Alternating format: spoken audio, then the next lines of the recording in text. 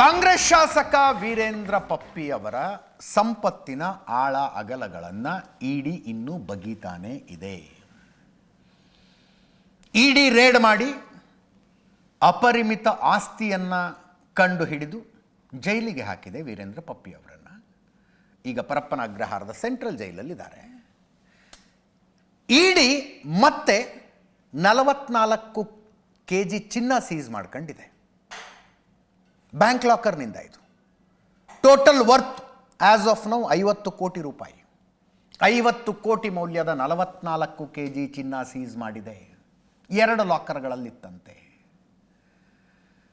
ಅಲ್ಲಿಗೆ ಇಲ್ಲಿ ತನಕ 150 ಕೋಟಿ ಮೌಲ್ಯದ ವಸ್ತುಗಳನ್ನು ಸೀಸ್ ಮಾಡ್ಕೊಂಡಂಗಾಯ್ತು. 150 crores, can you imagine?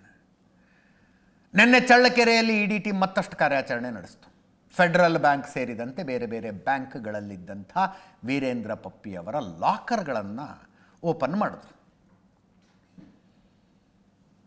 44 kg ಚಿನ್ನ.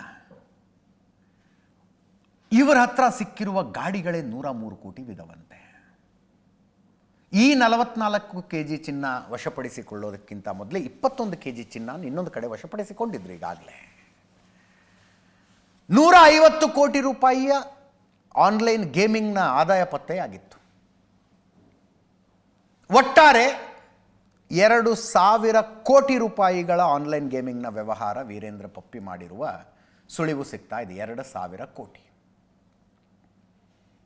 ಏಕಾಏಕಿ ಮಾತು ಕೇಳಿ ಬರ್ತಾ ಇರೋದು, ಬಿಹಾರ ಚುನಾವಣೆಗೆ 300 ಕೋಟಿ ಕೊಡೋದಕ್ಕೆ ರೆಡಿಯಾಗಿದ್ದರಂತೆ ವೀರೇಂದ್ರ ಪಪ್ಪಿ. ಬಿಹಾರ ಚುನಾವಣೆಗೆ 300 ಕೋಟಿ ಎಲೆಕ್ಷನ್ ಫಂಡಿಂಗ್ ಮಾಡ್ತೀನಿ, ಇಲ್ಲಿ ಕ್ಯಾಬಿನೆಟ್ ರೀಶಫಲ್ ಆದಾಗ ನನ್ನನ್ನು ಮಂತ್ರಿ ಮಾಡಬೇಕು ಅಂತ ಕಾಂಗ್ರೆಸ್ ಹೈಕಮಾಂಡ್ ಮುಂದೆ ಪ್ರಪೋಸಲ್ ಇಟ್ಟಿದ್ರಂತೆ. ಬಿಜೆಪಿಯವರ ಆರೋಪ ಇದು. 300 ಕೋಟಿ ರೂಪಾಯಿ ಎಲೆಕ್ಷನ್ ಫಂಡಿಂಗ್ ನಾ ಮಾಡ್ತೀನಿ, ನನ್ನನ್ನು ಮಂತ್ರಿ ಮಾಡ್ಬೇಕು ನೀವು ಅಂತ. ಇಡಿ ದಾಳಿ ಮಾಡಿದ್ದರಿಂದಾಗಿ ಇವರು ಎಲೆಕ್ಷನ್ ಫಂಡಿಂಗೂ ಮಾಡೋಕ್ಕಾಗಲಿಲ್ಲ, ಮಂತ್ರಿ ಆಗೋದಕ್ಕೂ ಆಗತ್ತೋ ಇಲ್ವೋ ಅನ್ನುವ ಪರಿಸ್ಥಿತಿ ನಿರ್ಮಾಣಗೊಂಡಿದೆ.